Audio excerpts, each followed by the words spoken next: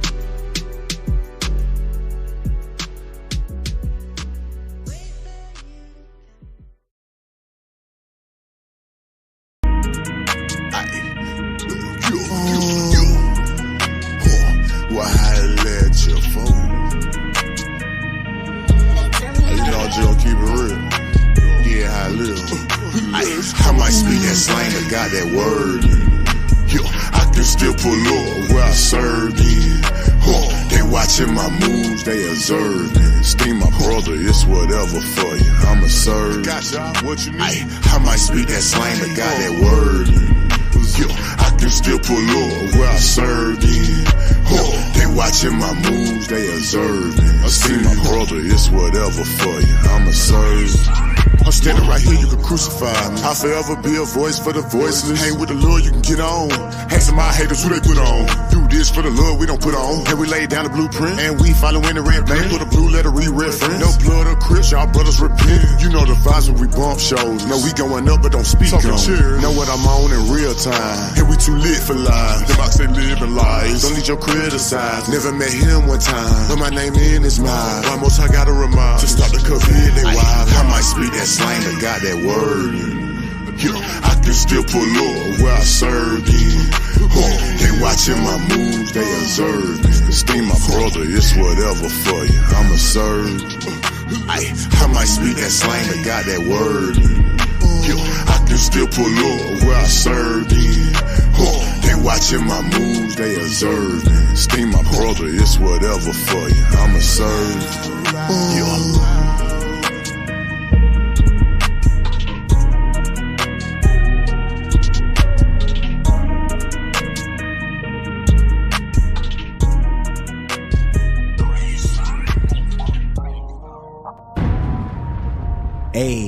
AHOS. A sharp and sock. Hey man, if you not here, you going off.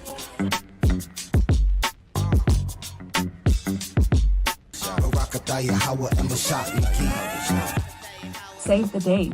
Anointed House of Saints invites you to our Passover celebration in Atlanta, Georgia, on April 21st, 2024 at 7 p.m. Enjoy a weekend of family fun with events catering to all ages. It's a celebration you won't want to miss. Reserve your seats now at www.anointedhouseofsaints.org. Join us for a laid-back, joy-filled weekend with your loved ones. See you there.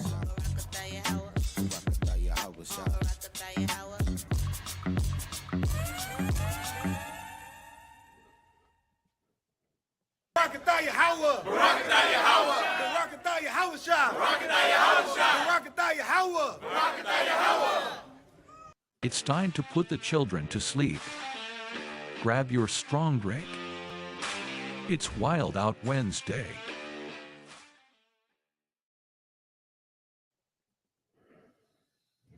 All right, shalom, shalom, shalom to the 12 tribes scattered abroad, man.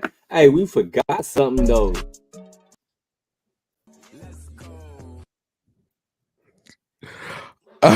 That's what that is? Go ahead, hit it. Yeah, man, we forgot it. Hit it, go ahead. Let's go. All right. I didn't know you had to add that. All right. Some North Carolina flavor. This is it's only right that you do that. Hey, come on, let's go. Let's get it. Go ahead, let's get into it.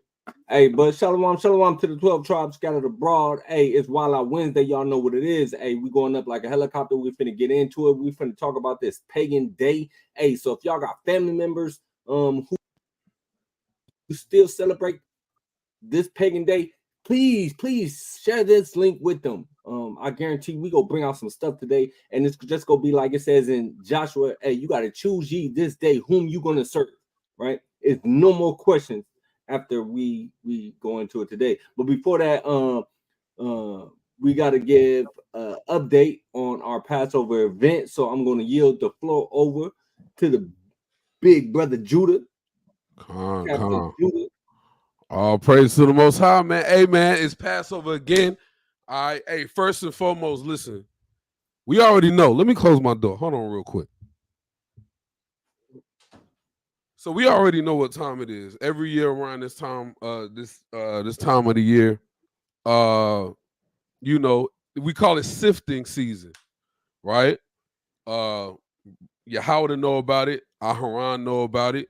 All right. I don't know if the brother Zebulon know. That's a new soldier on the scene. You know what I'm saying? I don't know if the brother Zebulon know about it quite yet. But when we first come into the truth, you hear about sifting season, right? And you don't know, you know what I'm saying, really what it entails. But you start to see brothers fall off, doctrines start to go crazy. You know what I'm saying? Different things start to happen. And you got to remain circumspect during this time, man. You got to stay prayed up. We all got to pray more. I was talking to the brother Yawasat about my praying habits. And, you know, we just all have to pray more. But during this time, bro, you're going to get tried, right? Because, you know, Passover is when we got out of captivity. You see what I'm saying? So with that being said, you know what I'm saying, we got to make sure we on point. So with that being said, we invite everybody to our Passover in Atlanta, Georgia. We back at the Crown Room. All right, April 21st, 2024. All right, this is our second Passover as a camp. If you was at our first Passover, you need to put it in the chat and let them know how that first one went, man. We had an excellent time in the spirit, man. Great time. Didn't think it was going to turn out like that, but it did. Excellent weekend with the family, and we invite you to this one. All right, so with that being said, I'm going to share my screen really quick, and I'm just going to show y'all the site. The full site, we have it hidden right now. We just doing the Passover thing, but it'll come up in the next couple of weeks. You'll be able to access the full site. All right, so with that being said, let me find the website on this StreamYard thing. All right. Where it go? Oh, it's gone. No, it's not. There it go right there. Hold on 1 second, y'all. I got a lot of tabs up. That's half my problem. Let's see. There it goes right there. Boom. All right. So boom, as you can see, when you get on our website, Salakia, you can see the feast day, on any phone or computer device. You should be able to save that feast day calendar for the year 2024, so you can stay up to date. Our calendar that we're gonna have, that will keep you up to date with the feast days and throughout the year that we're gonna sell. We're gonna have on this site as well. But with that being said, you can just come down to the upcoming events. We'll have all our upcoming feast days right there. All right. And then you can reserve your seats for the Passover. All right. And then you can go off of your family, or whether you going with your family or just by yourself. And we're also having a pre-Passover event for the family that you can also come to if you want to get tickets for that. It's going to be a good time. We're going to have vendors, Israelite rappers, Israelite artists in the building. You can get you some Israelite apparel, different things. I think Smooth Like Butter is going to be in the building. All right, we might have some garment makers in the building we talking to that's going to be in there. So it's going to be a great time. We can't wait to see y'all in the building. But I already know what the question is about to be, so we're going to tackle that real quick. Why in the hell is Passover $100 for an individual? All right. Well, we're going to answer that in one definition. Me and Howard was talking about it, right? Inflation. Everything that we doing this year, the prices are way different than last year. So, I mean, it is what it is. We're not trying to beat the people over the head, but we have to pay for these things that we put together for the people, man. We have this thing catered by two of the best. Aharon can vouch. Two of the best brothers in Israel. One of them is here in North Carolina. One of the other brothers, he's a chef in New York. He's flying to Atlanta. They're cooking all the food, so it's going to be excellent. You know what I'm saying? We're going to do everything like we've been doing it.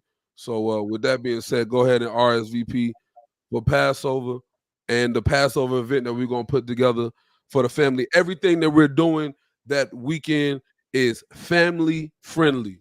So you can bring your wife, you can bring your kids, all right? You can bring your cousin them, you know what I mean? But if it's only two of y'all that's coming to Passover, or three of y'all, just get a family ticket and you cutting the cost. Get some of your people together that want to come to Passover, and then y'all just get a family ticket and then get those discounts. So with that being said, RSVP for Passover.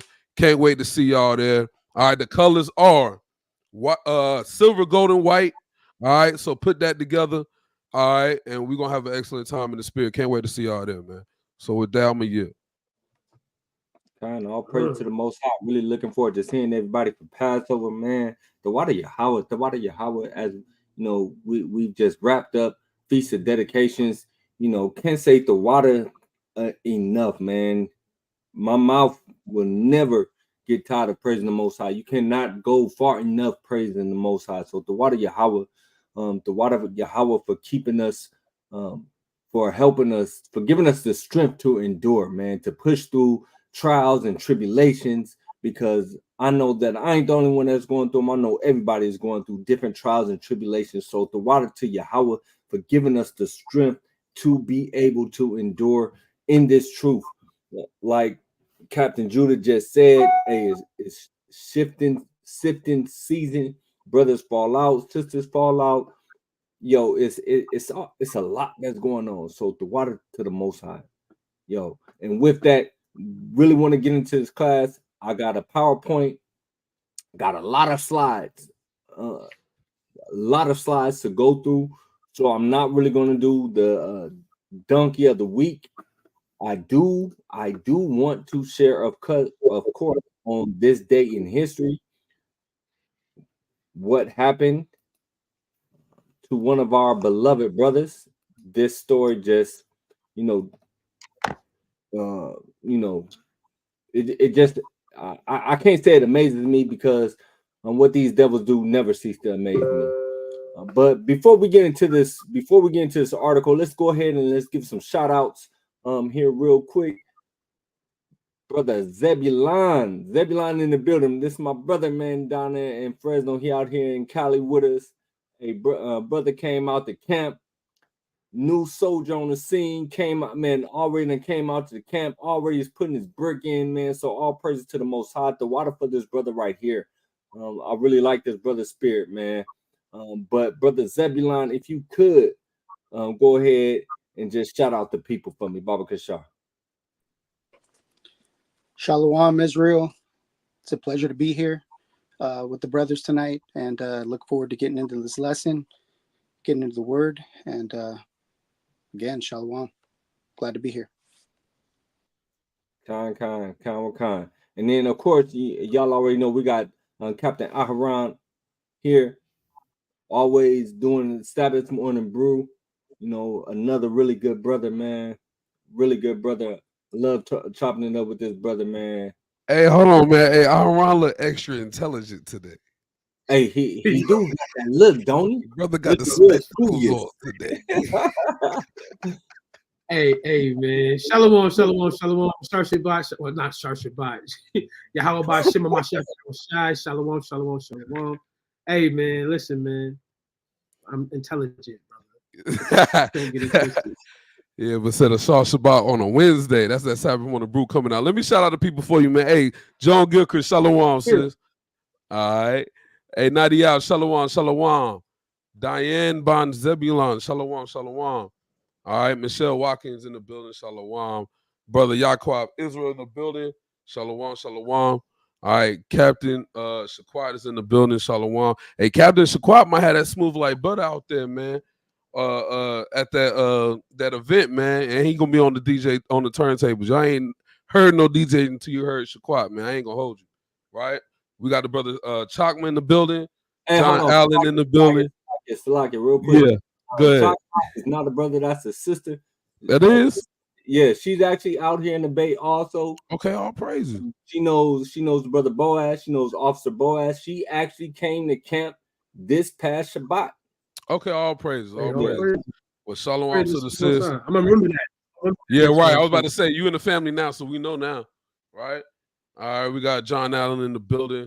All right, we got Sis Abaya in the building, shalom. All right, we got the sister Christella in the building, shalom. All right, we got the brother Boaz in the building, shalom. Got the brother Anthony in the building.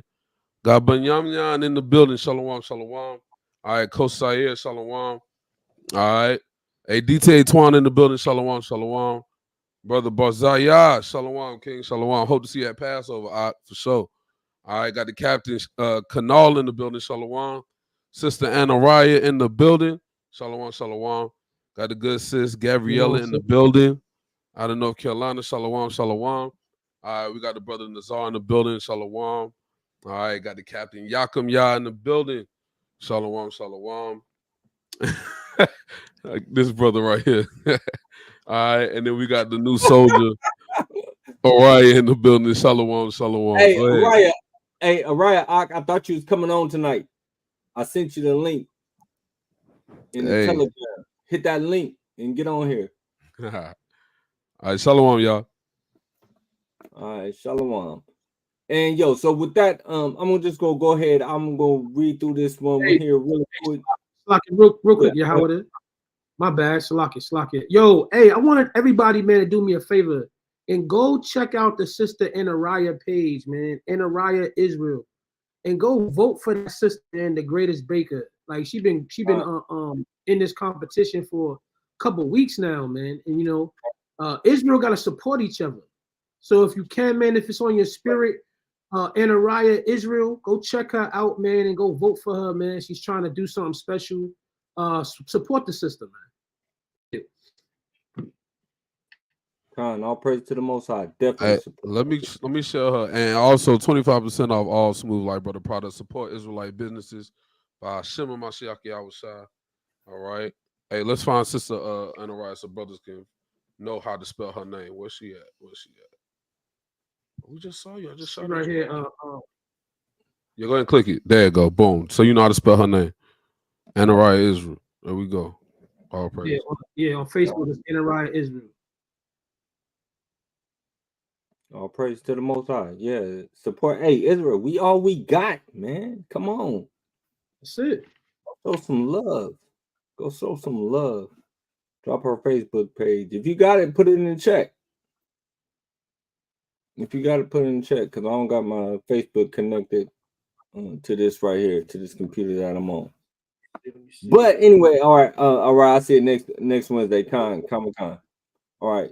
So I'm go ahead. I'm gonna go through this article real quick, and then, like I said, man, without further ado, we go ahead and we go get into this lesson, man, because I don't want no more excuses for people talking about why they keep Christmas, why they keep this foolishness, why they celebrate it. In fact, we just talked to at camp. We just talked to actually two pastors. It's crazy. Two pastors walked by, and I ended up getting into one of them. Man, the brother just really made me really upset me. For one, it really upsets me when a brother tries to come up and try to dictate and start giving orders. That's the first thing. So the brother Gary was, I called a precept on, like, hey G, get that precept for me. And the pastor goes say, "Oh no, I don't want him to read it. I want you to read it." Like, hold on. First of all, I don't care what you want. You don't sit up here and you don't come up here and you start shouting demands and think that you go demand me of something and think that I'm just gonna listen to you. I'm not in your church. You're not up in your pulpit, right? We running things out here. So anyhow, so the brother come up talking about, yeah, all right. And then no, Araya was reading it. Salaki, my bad. Araya was reading. And then Araya, he gotta, when he speak, man, he speak like a trumpet. And so the brother go say, "Oh no, don't talk to me in the preacher voice. Talk to me. We right here." We're like, hold on. First of all, because we're trying to not just edify you, but we gotta edify the people as well too. And the scriptures say, "Lift up thy voice like a trumpet." Ain't none of us up here. None of us is soft. Ain't none of us up here effeminate. We speak like men. We got deep voices. And we go bring out the scripture. So anyway, so the brother said some of the craziest stuff. First of all, he got really defensive and he started asking, had any of us been to seminary? And normally what I do is sometimes I might feel the inclination to give brothers a little bit of my background history, but these suckers don't know that I used to be in the ministry, right? And I ain't even feel like really going into all that. Still in the ministry, what are you talking about? I'm but I'm talking about in Christianity. Yeah, right? And so he started talking about, have any of y'all went to seminary? Won't this, won't that? And so he says, "Oh, Christ never kept Passover." I said, "What? Christ never kept Passover?" He's like, "Yeah, no, Christ never kept the Passover. He was the Passover." And so, I asked the dude, I'm like, "Well, what were they doing then? What we call or what y'all call the Last Supper? What were they doing? Was that not Passover that they were keeping?" He's like, well. Then he tried to reverse, right? He tried to reverse a little bit or backpedal. He's like, "Well, the scriptures never speak about him keeping Passover any place else." And I'm like, "Okay, what about Luke 2:41?" Right? In fact, Zebulon, grab that precept for me real quick, Baba Kashah. Let's read that. Because this is who y'all are following. Y'all are following people who don't even know the Bible. Y'all are following men that don't even know the Bible. What good was seminary for you? What did seminary do for you where you don't even know that Christ had to attend all of the feast days? Otherwise, he wouldn't have been perfect. Because we know that sin is transgression of the law, and Christ did no sin. But y'all would rather listen to your preachers who got the seminary degrees than listen to the brothers who come out week after week without receiving no money. Don't do it for the money, just do it to wake up our people. Y'all would rather listen to people who y'all say got the seminary degrees or they know what they're talking about. But this brother had no clue about what he was talking about Christ did not keep the feast, first of all, and then said the scriptures never talk about him keeping the feast anywhere else besides when he was given up, when he was betrayed. Zebulon, read that for me, Baba Kashah. You call that one more time? It was Luke chapter 2 and verse 21.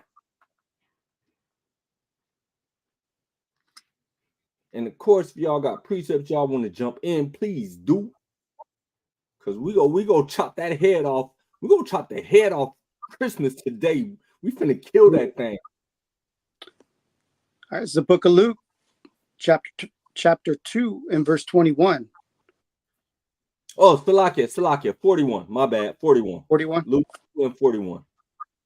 The book of Luke, chapter 2, and verse 41. Now his parents went to Jerusalem every year at the feast of Passover. Wait, at the feast of what? At the feast of Passover. But he said that Christ didn't keep the feast of Passover. That's what the minister, that's what the self-proclaimed reverend said. He said Christ never kept Passover. But here, Christ's parents went up to Jerusalem at the feast of Passover to do what? To keep Passover. Who did they have with them? They had Yahushua with them. Right? So obviously, Yahushua was keeping Passover. Scripture doesn't just talk about him keeping Passover right before he got betrayed. Christ had been keeping Passover his entire life. He kept Passover.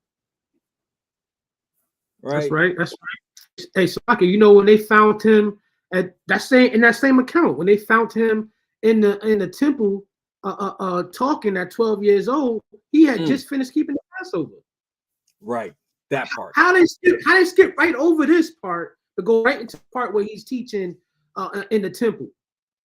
Right. At 12 years old. Makes no sense. But that's who y'all listen to, and that's who y'all follow. That's who y'all trust. That's who y'all trust. That y'all go follow them straight into the lake of fire. And right now I'm speaking specifically to those that are in Christianity. Please, Baba Kashah, share this with your Christian family. Those who are still celebrating Christmas, share this with them. All right, I'm going to read this here real quick and then we go get into it. It says, on this day, December 20th, 1986, not that long ago, right? In New York, it says black man in Howard Beach, New York.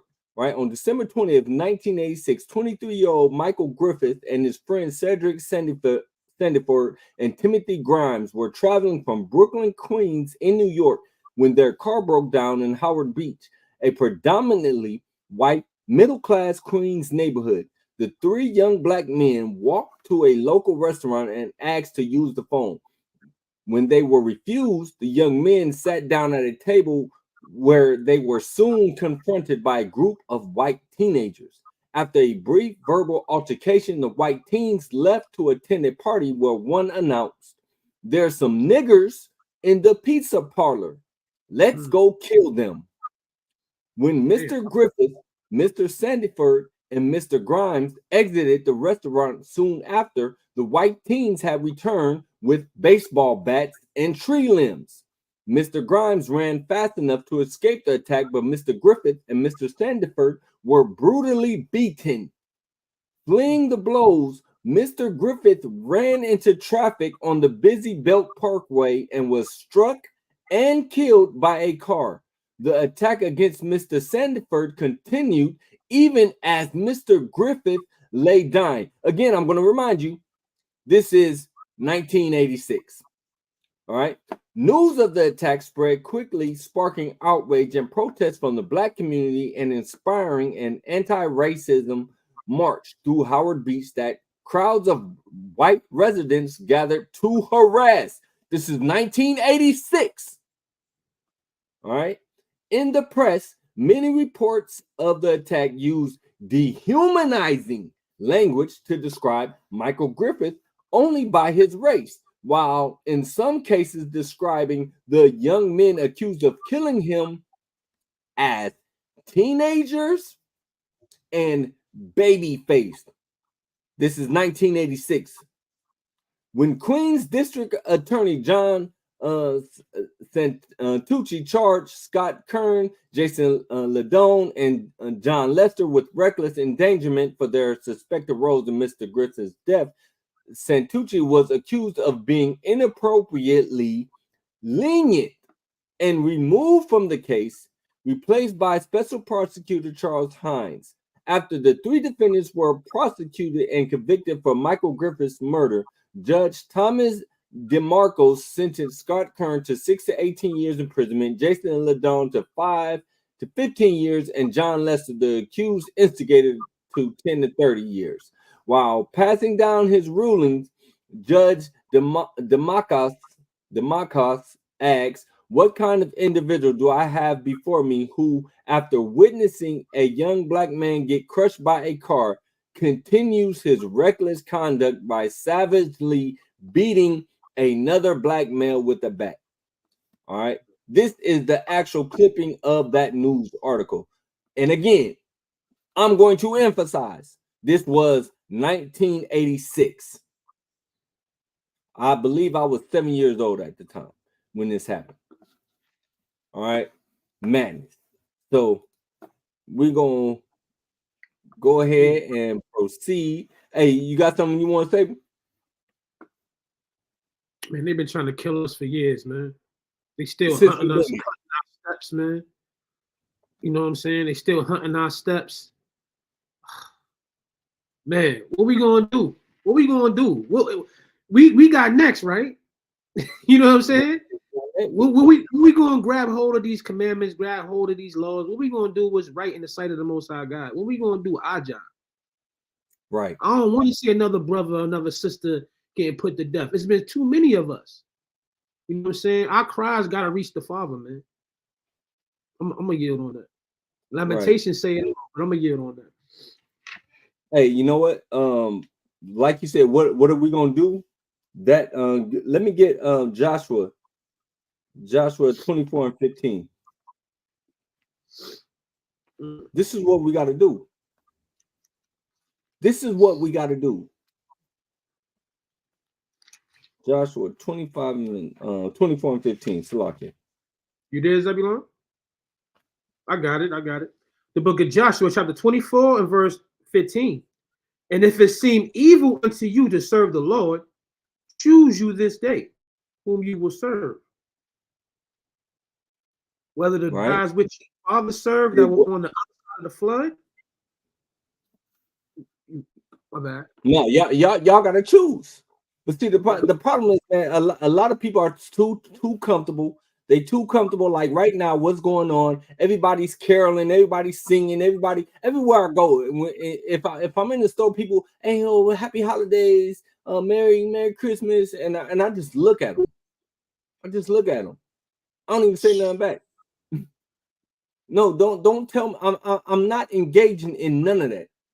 You see, the thing is, it's a line that's drawn in the sand. You got to choose. What are you going to do? It ain't no teeter-tottering. You can't be on the fence. Either you going to serve the Most High or you're not.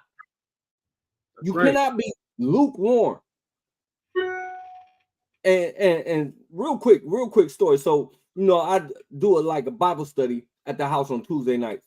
Mom Dukes came by, and she was like, oh, I got a testimony.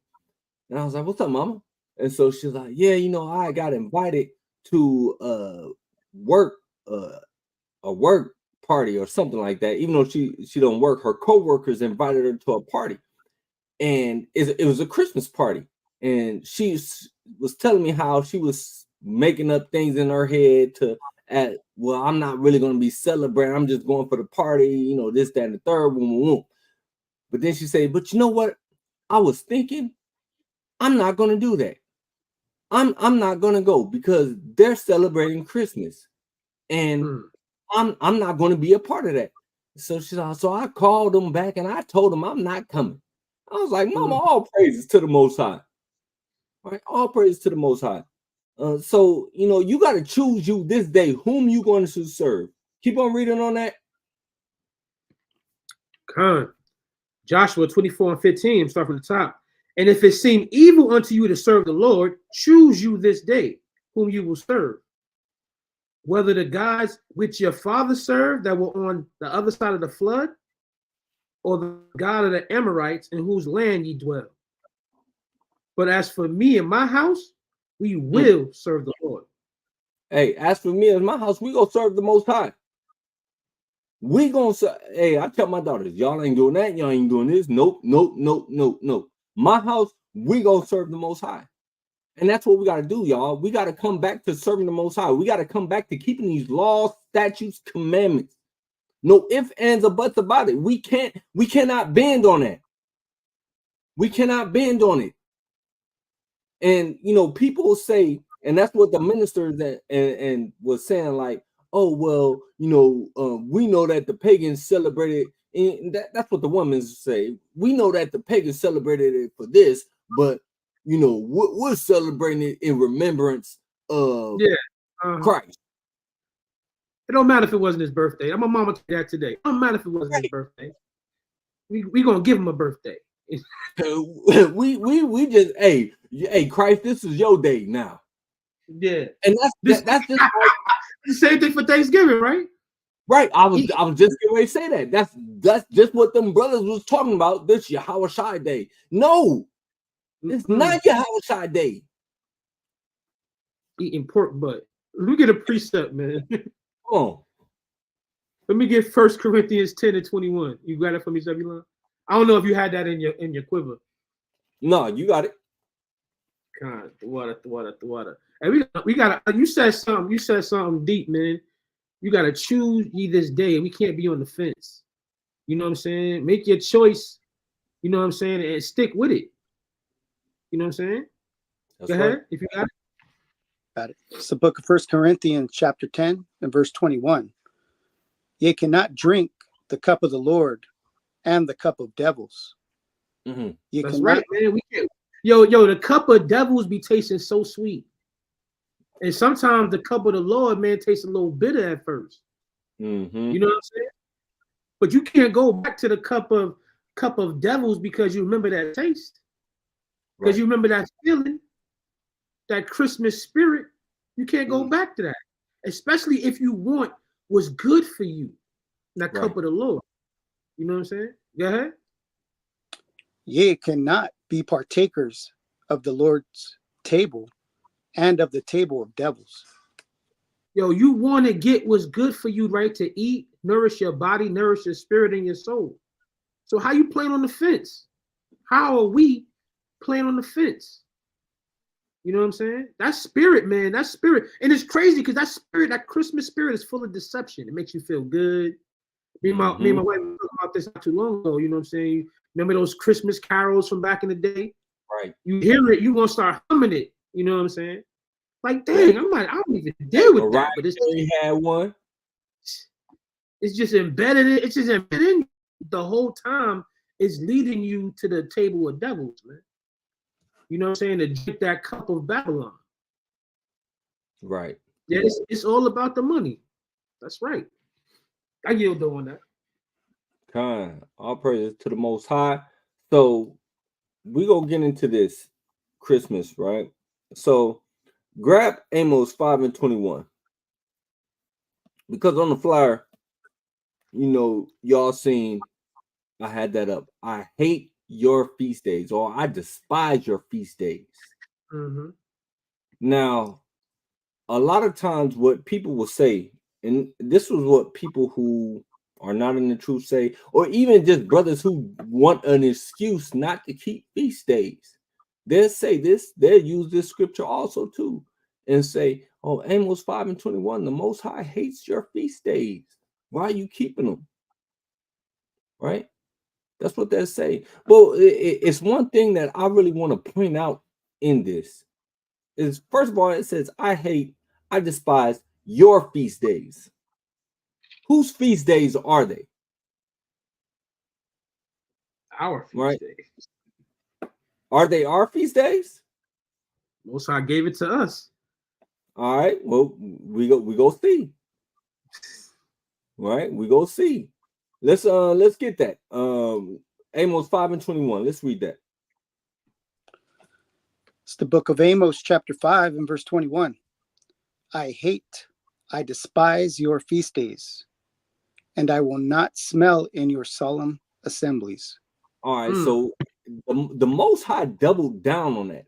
He said, I hate, and then he said, I despise your feast days. Right?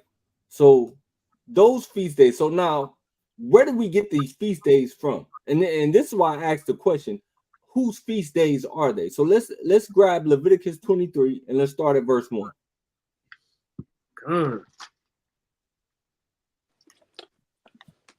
It's It's the book of Leviticus, chapter 23, and verse 1. And the Lord spake unto Moses, saying, Speak unto the children of Israel, and say unto them, concerning the feasts of the Lord, which ye shall proclaim to be holy convocations, even these feasts. He said, what? Even these are my feasts. So these are the most highest feast days. Right? He says, speaking to the children of Israel concerning the feast, these are my feast days. So does the Most High hate his own feast days? Right? We know each one of these feast days actually point to something. Each one of the feast days actually point to something. Now, this isn't a feast day lesson, so we're not going to really get into talking about the feast days. But the feast that the Most High hate, and I love what Bazayah put, the heathenistic customs. Because when you really go into the book of Amos, chapter 5, and you start to read exactly what that was going into, in fact, we'll get it. But so there's 7 feasts that's listed in the book of Leviticus. 7 feasts that's listed in the book of Leviticus. You got 4 spring feasts, and then you have the 3 fall feasts. Right? Now, there's also feast days that's not listed in Leviticus. And we'll go over those as well, too. Really quickly, we'll run through them. But these are the most high feast days. So you got Passover or Pesach. You got unleavened bread. And then I've got the Hebrew, what is called in the Hebrew, in the Paleo Hebrew. I didn't put the modern Hebrew or the Yiddish. I just put the Paleo for the feast days. So you got unleavened bread, you got first fruits, you got Feast of Weeks, you got Feast of Trumpets, you got Day of Atonement, and then you have the Feast of Booths or Tabernacles. Now, Feast of Trumpets is also called the what? I meant to put it, but I didn't. Feast of Trumpets. Right. What else is it also called? I know what it also is. Right. All right. So I'll let y'all think about that. That's some homework for you. So it's actually 2 things. Not Pentecost. Not Pentecost. I'll let y'all do some research on that. I'll run through them again. So you got Passover, unleavened bread, Feast of First Fruits, Feast of Weeks, Feast of Trumpets, Day of Atonement, and Feast of Booths or Tabernacles. Right? Those are the 7 feast days that are listed in the book of Leviticus. Now, not mentioned in the book of Leviticus, you have the Feast of Dedication, you have the Feast of Lots, you have New Moon, and then you have the Feast of Nicanor. All right. Again, this isn't a lesson going over the feast, but I just wanted to point those feasts out to you. First and foremost, these are the most high feast days. Right. Also, so when what happened? I see it. My bad. Slocky. Purim. Right. Khan. That's the Feast of Lots. Right. So Amos 5. What is Amos 5 talking about? So Amos 5 is basically talking about a coming judgment to Yasha Allah, right? Because as always, we was going off, we were not keeping the commandments of the Most High, right? So the prophet is telling them about an coming judgment that's going to come, right? In the book of Amos, and y'all can go through, y'all can read the book on your own, but in the book of Amos, what the Most High tell Israel to do? He tells them to seek him, right? In the book of Amos, he says, seek me, seek him, right? Now, look, there's something that's in the book of Amos that I want to point out. So you got Bethel, you got Gilgal, and then you got Beersheba, right? These were all places that were associated with a spiritual heritage. All right, but now when you go through, you can see that they're now places of vain worship. Now, Bethel, what was Bethel? Right? Bethel was the place where the Most High met Jacob. Gilgal was the place where Israel's spiritual reproach was rolled away. All right, you can read about that in the book of Joshua, chapter 5, verses 1 through 12.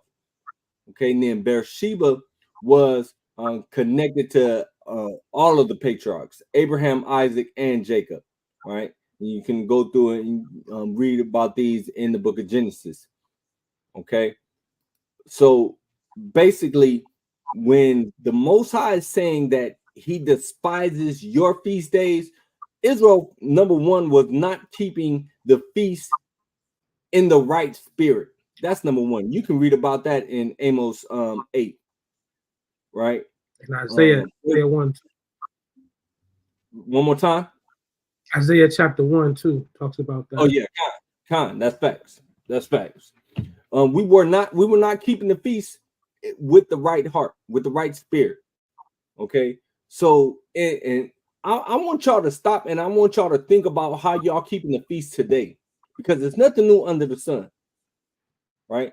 If we was going off back then, you please believe me, we're still going off now.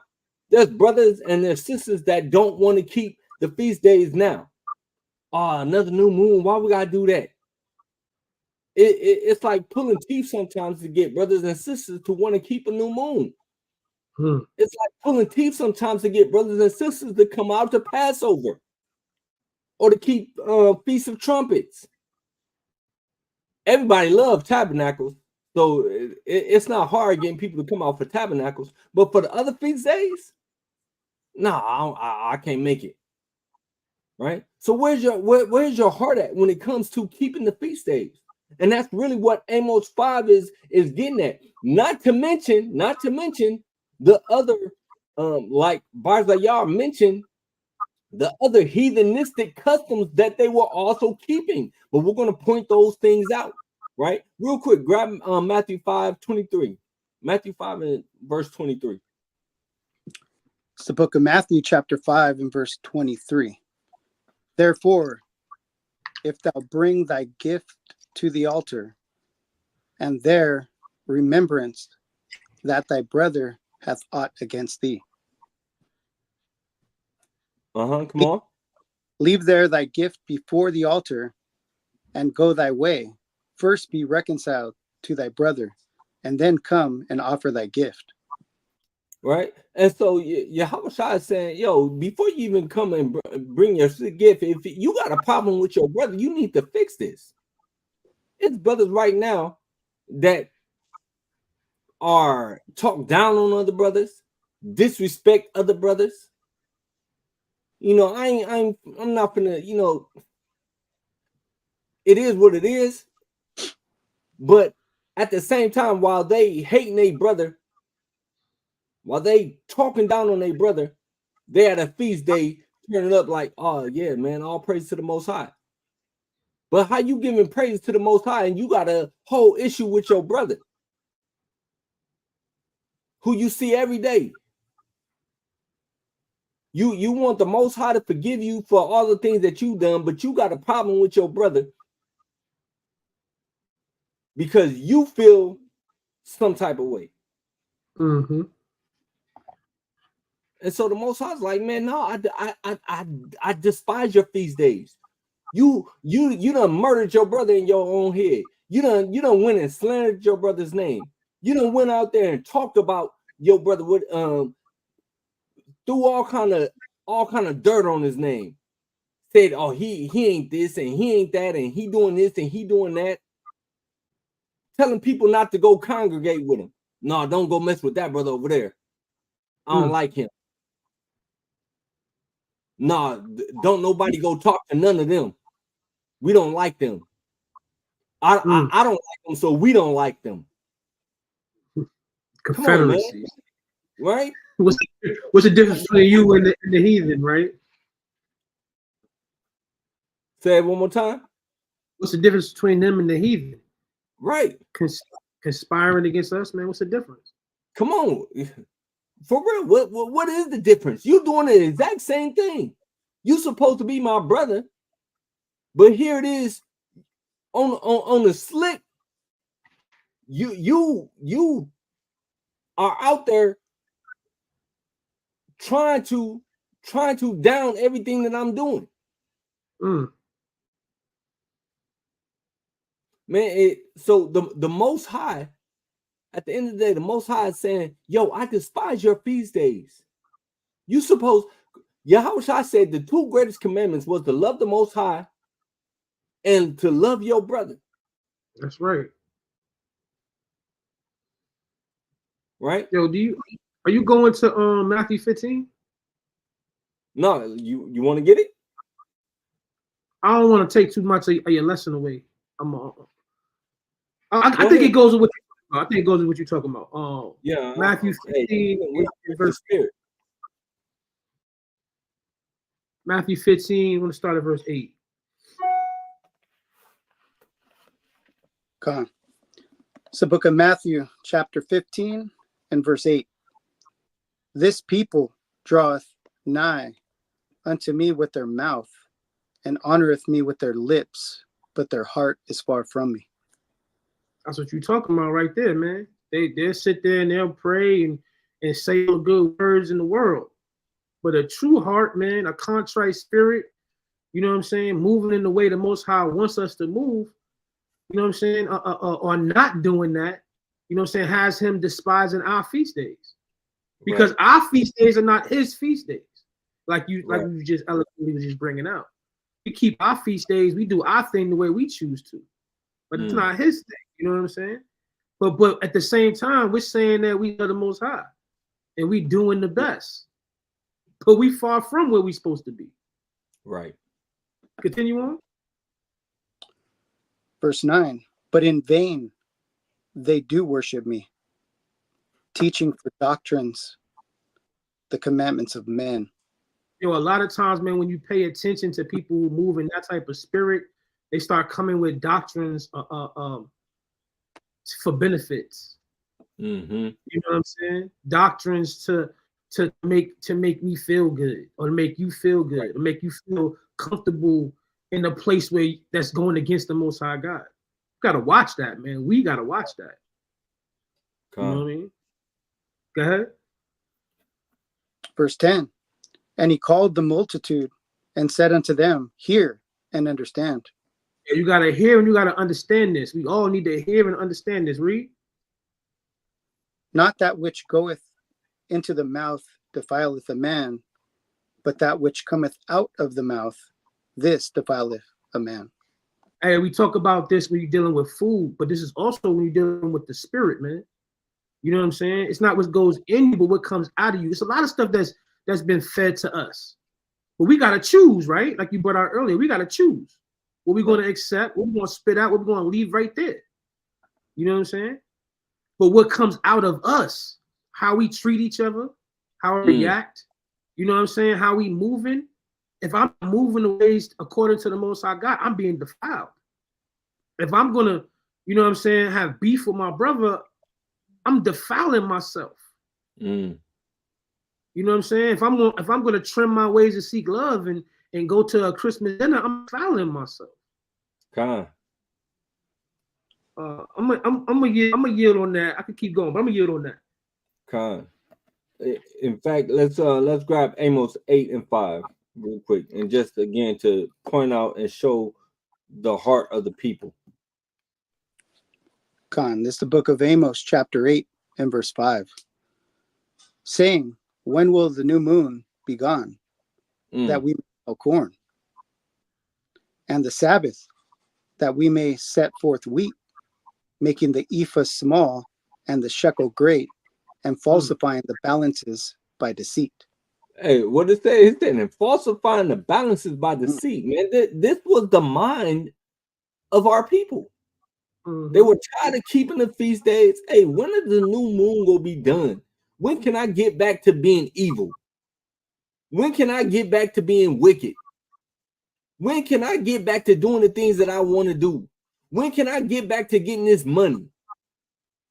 Some brothers can't wait for the Sabbath to be over so they can get back to work. For real. Oh man, when is the Sabbath over? I need to go out and get this money. You know, that was the mind of the people. This is why the Most High is like, man, I despise your feast days. Y'all not keeping the feast days how I told you to keep them. Y'all not doing what I told you to do. Y'all wicked. Y'all doing what y'all want to do. Not to mention that, but again, like Barzayar said, they were also incorporating heathenistic customs, right? But we're going to prove that. We're going to prove it. Go to Amos 5:26. That they were also also with doing the feast of the Most High, they were also still practicing idolatry.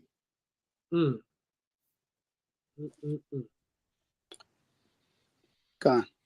It's the book of Amos, chapter 5, and verse 26. But ye have borne the tabernacle of your Molech, and Shayun, your images, the star of your God, which ye made to yourselves. Right. In fact, start at 25. God. It's the book of Amos, chapter 5, and verse 25. Have you offered unto me sacrifices and offerings in the wilderness 40 years, O house of Israel? Right. Hey, so when we were in the wilderness, we were making a sacrifices. Most I was like, yo, you guys did this in the wilderness. When I brought you out of Egypt, yeah, y'all was making the sacrifices, you know. But then what else does he say? Keep on reading. Verse 26. But ye have borne the tabernacles of your Molech and Shayun, your images, the star of your God, which ye made to yourselves. Right. So now also they were still keeping idolatry. In fact, when Moses first went up on the mountain, what happened? Right. And Captain all y'all got a wonderful lesson going in about the star. I'm not gonna touch on that at all. If y'all don't know about the star, go look at Captain Ayal's lesson on Milk Mondays, where he talks about that. He does a wonderful breakdown on that. That's not talking about the so-called star that y'all think is right there on my that's not a star. It's a limit. But it's right. Right. Y'all can go back and watch that video. But what happened when Moses went up on the mountain? What they do? They said, make us a god. That's right. So in the wilderness, right? They were worshiping idols. And this is right after they get delivered from Egypt. That's right. So we hung on to our idolatry. That's right. They made a golden calf. Now, y'all can do your research on Molech and what they were doing as far as, with the babies, how they would sacrifice babies and all other kind of things. I'm not going to go into all of that. Do your research on it. Well, basically, the Most High just said, man, you guys have held on to the idols. You're still worshiping idols. We had mixed in the idol worship in our practice of keeping the feast days, which is exactly really what we do today. When you look at Christmas, when you got your family members who say, oh, well, you know what? Even though I know that Yahushua wasn't born on December 25th, I'm just going to celebrate it as, this is the day that he was born. They got the saying now, Jesus is the reason for the season. No, he's not. Who told you that? All right, and if it is, let's give you the benefit of the doubt. Let's say that you are celebrating this day as being the day of Christ's birth. What does the Christmas tree have to do with that? What does Santa Claus have to do with that? What does reindeers and the snowman have to do with that? What does gingerbreads have to do with that? Talk about it.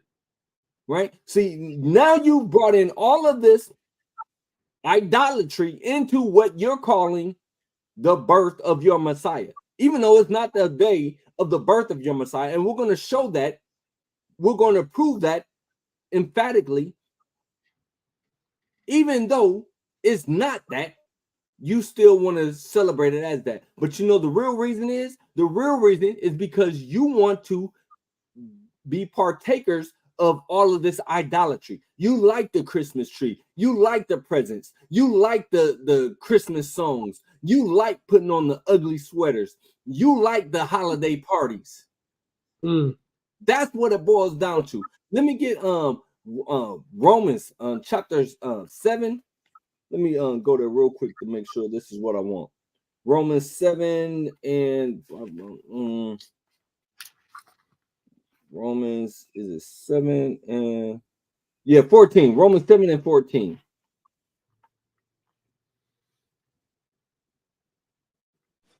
I got it. God, this is the book of Romans. Go ahead. Salakia. It's the book of Romans, chapter 7 and verse 14. For we know that the law is spiritual, but I am carnal, sold under sin. Right? The law is spiritual, but we're carnal, sold under sin. Now, jump down to verse. No. Jump down to, or just keep reading on that. Salakia. It's the book of Romans, chapter 7 and verse 15. For that which I do, I allow not. For what I would, that do I not. But what I hate, that I do. That do I. Salakia. Okay. That's Salakia, my bad.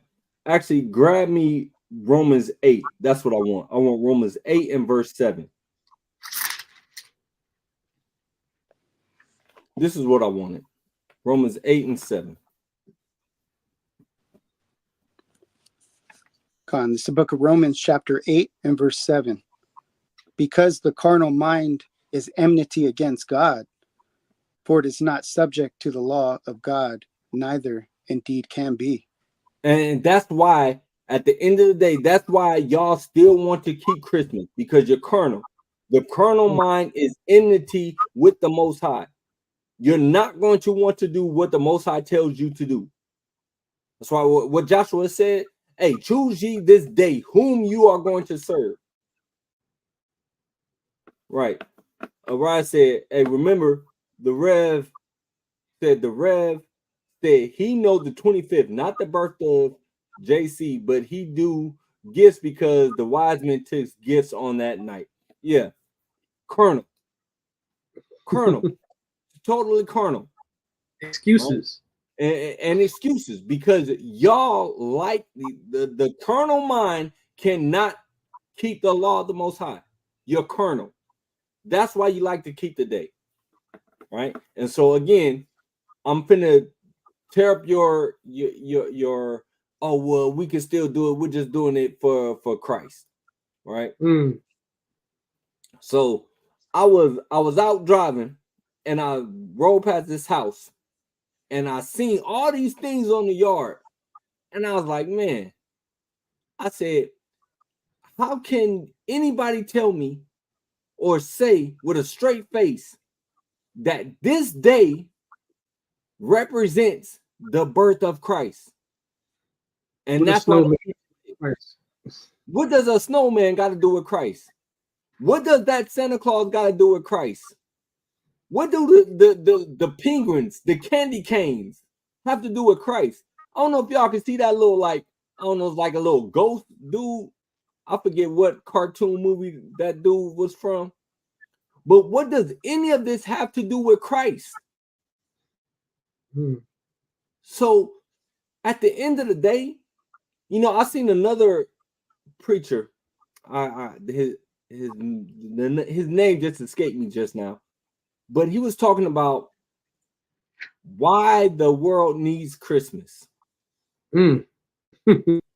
Why the world needs Christmas. The world don't need Christmas. Christmas don't have nothing to do with the Bible. And we can go through and point out a plethora of verses that says the opposite, right? But I despise your feast days. This is what the Most High despises. He despises your Christmas. Your Christmas that you're trying to say is the birth of the Messiah. When any reputable scholar would tell you that Christ was not born in the month of December. Your own pastors will tell you that Christ was not born in the month of December. Your pastor will tell you that. Oh yeah, Adawan, I'm the Grinch for sure. I felt like going kicking snowmen over. I wanted to go pop holes in all of these things. I seen that one brother, man. He looked like he was about to urinate on a Christmas tree. I said, man, that's the spirit. Right. For real. Not to be carnal, but yeah, that's the spirit. Oh yeah. And Barzakar was out there that night. He said, the Reverend said that he do it for the kids. So now you're raising up the kids in idolatry as well, too. Now you're gonna make me pull this precept. You're gonna make me pull this precept, Barzakar. Real quick. I know you probably got it. Get it. Jeremiah 2:33. I'm gonna just read it. I got it right here. It says, why trimmest thy way to seek love? Therefore hast thou also taught the wicked ones thy ways. You know what I'm saying? Why we trimming our ways to seek love, man? When you know that this ain't the birth of Christ, this ain't the day of the birth of Christ, you know that. And there's nowhere in the scriptures that they say, yo, celebrate this day, even as a memorial. You don't see that nowhere. You know what I'm saying? Now what we're doing is making excuses for our wicked actions, man. Let me get one more while you're handling that, man. Proverbs 21 and 27. I was thinking about pulling this out a little earlier. It said, the sacrifice of the wicked is an abomination. How much more when he bring it with a wicked mind? You know what I'm saying? Yo, man, you supposed to be keeping your day, right? Your feast day for Christ, for the Most High.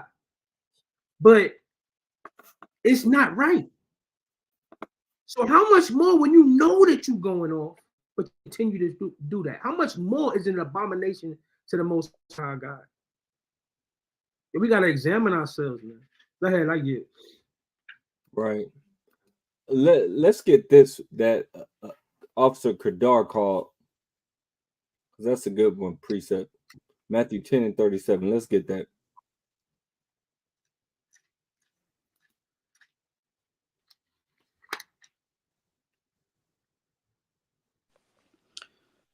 Khan, this is the book of Matthew, chapter 10 and verse 37.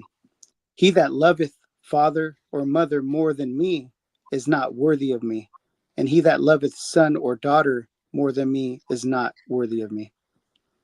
Right. And so again, and that goes back, man, all this goes back to Joshua. Choose ye this day. As for me and my house, he said, I'm doing it for the kids. No. Who are you serving? You supposed to be teaching your children to serve the Most High. Forget what the kids want. No, you have to raise them up. You have to train them. Right? And you can't, if your kids want to do it, I don't care. I'm not going to break the commandments of the Most High. I mean, point blank, period. So now what are the origins of Christmas? Now, there's so much information out there on the origins of Christmas. And for the most part, even the Reverend, quote unquote, the Reverend came out and was like, oh, well, we know that and this blew my mind. He said the original Christians, the Catholics, the original Christians, that's what their Reverend who graduated from seminary school said. The original Christians were Catholics. That's what he said. He said the original Christians. Hey, what were the Christians first called? Or I was wondering. I'm not even gonna go there right now. I'm not even gonna go there right now. So, what are the origins of Christmas? All right, so pagans as early as the 4th century, right? As early as the 4th century, called the winter solstice the birthday of the Roman sun god. All right, this is as early as the 4th century, 4th century AD. All right, now, this is a quote. You can look this up by Pontius Maximus. He said, they also call it birthday of Invictus, which is unconquered. But who is Invictus if not our Lord, who suffered death and then conquered it? Or when they call it birthday of the sun, well, Christ is the Son of righteousness that the prophet Malachi spoke of. The Son of righteousness shall arise for all you who fear his name. Salvation is in his wings. All right. So now these are the early, church fathers trying to give reason for keeping Christmas. Right. Here's one more. This is St. Augustine of Hippo. He said, and so, my brethren, let us hold this day, talking about December 25th, which the pagans already worshiped. All right. He says, and so, my brethren, let us hold this day as sacred, not as unbelievers do because of the material sun, but because of him who made the sun. Now, though he is also over that sun, even in the flesh, the sun which people worship instead of God, because in their mental blindness, they cannot see the true sun of justice. So the fact is that they were already nations. There was already people. There were already other religions that worshiped December 25th as the birthday of the sun god. It was sun worship. In fact, when you get into Sunday, all right. In fact, I don't want to go down that rabbit hole. Moving on. So the winter solstice, all right, that's December 25th. All right. Do y'all know what this right here is in this picture? Anybody know what that is a picture of? In the chat, if you know, throw it in there. What is that a picture of? All right, the winter solstice. The winter solstice is the shortest day of the year, and it is the longest night. Right, that is Stonehenge. All right, that is Stonehenge. Correct. All right, now, almost all sun god worship revolves around the winter solstice. All right, why? All right, the sun appears to stop and turn back around. All right, this is where they get it from. The days begin to get longer. So in the winter solstice, all right, again, it's the shortest day and it's the longest night, but that's the day where the days begin to get longer. So because of this, this is why the sun god's birthdays were on this day, because this is the day the sun is, according to them, reborn from their perspective, right? Because now the sun starts to stay in the day longer. Okay, so this is the birthday, or the winter solstice was the birthday of the sun god. Now, almost every ancient civilization did sun worship. Almost every one of them. The Romans did sun worship. The Greeks did sun worship. The Egyptians did sun worship. Even when you get into our people, the Mayans did too. But where did we get that practice from? Well, we took it from the heathen. The Incas did also. They took it from the heathen. Christianity does too. Where do we get it from? We get it from the heathen. So when you read, let's grab Revelation 18:4. We have to come out of all of it. It's not just some of it. We have to come out of all of it. We have to get back to what is truly our customs. Our people are going along and they don't ask no questions. They just do. Oh, we've been doing it my whole life. Never ask, why do we have this tree? I'm not even going to tap into the Yule logs and all of that. I'm not even going to get into that. But I am going to point out something a little bit more profound that probably a lot of you don't know. But let's read that. Revelation 18:4. It's the book of Revelation, chapter 18 and verse 4. And I heard another voice from heaven saying, come out of her, my people, that ye be not partakers of her sins, and that ye not receive not of her plagues. Right? We have to come out of her. We have to come out of her thought process. We have to come out of her customs, Christmas, Easter, Thanksgiving. We have to come out of all of that.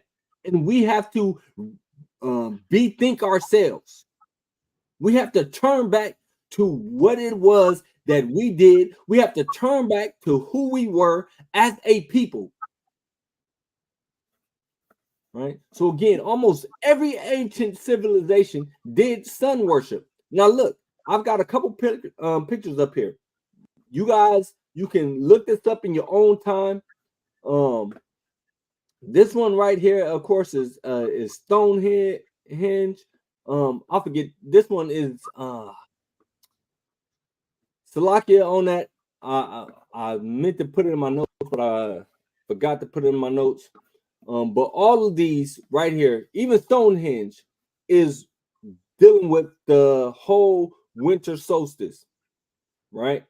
I'm going to put it in fact in the chat afterwards. Come back, look at the video. I'll post it up in the comments. Salakia. I'll put it in the comments what each one of these is. But each one of these monuments is a monument to the winter solstice, and this is all across the world. Now, the one that I want to point out is this one right here. Who knows what this is or has an idea about what this is?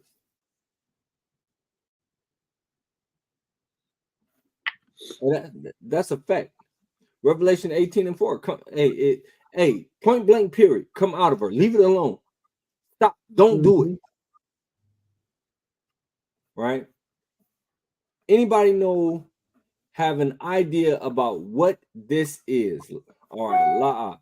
So this right here is a picture of the Amun-Ra Karnak temple in Egypt. All right, I'm gonna let y'all see that again. All right, so that's the Amun-Ra temple in Egypt. All right, now there's some things about this that we got to get into. So this was built in such a way that only one single day a year, the winter solstice, the light would come through a single window and shine in the Holy of Holies onto Amun-Ra's face. The temple was made that way, where only on the winter solstice the sun will hit the little statue of Amun-Ra's face. Now, the Egyptians believed that this was the day their sun god was born. All right, what have we been saying? That the winter solstice, all of these civilizations believe that the sun god was born on this day. Now, the thing to note is that this connects the winter solstice as an existing day of worship to a solar deity. Right, so this thing it didn't just start, and we know that the Egyptians were thousands of years before Rome. In fact, people say, so what? Right, the sun god worship was established thousands of years, long before the birth of Christ. Well before Christ was born, they were doing sun worship.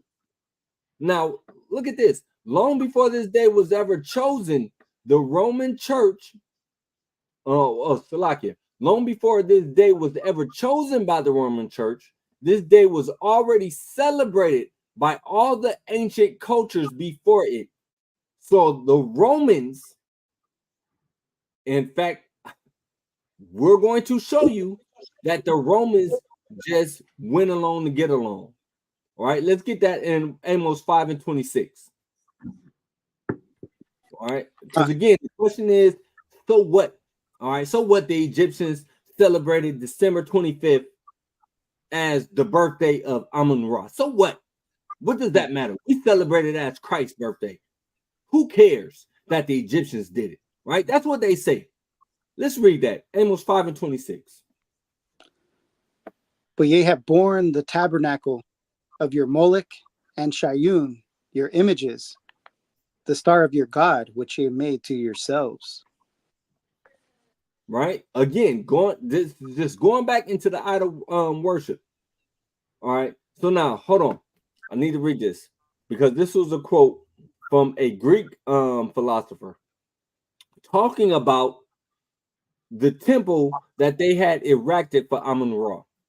It says, for this reason, it is said that Isis, when she was aware of her being pregnant, put on a protective amulet on the 6th day of Phalpi, and at the winter solstice gave birth to Hippocrates.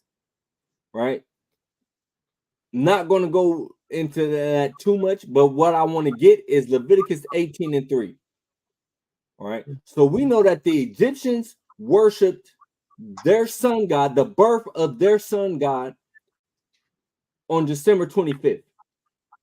Now let's start making it make sense why we shouldn't do what they do.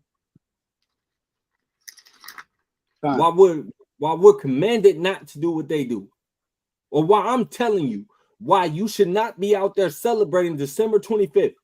Because number one, the Egyptians was doing it, celebrating the birth of their sun god. Read that, Leviticus 18:3.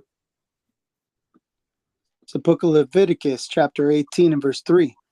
After the doings of the land of Egypt, wherein ye dwelt, shall ye not do.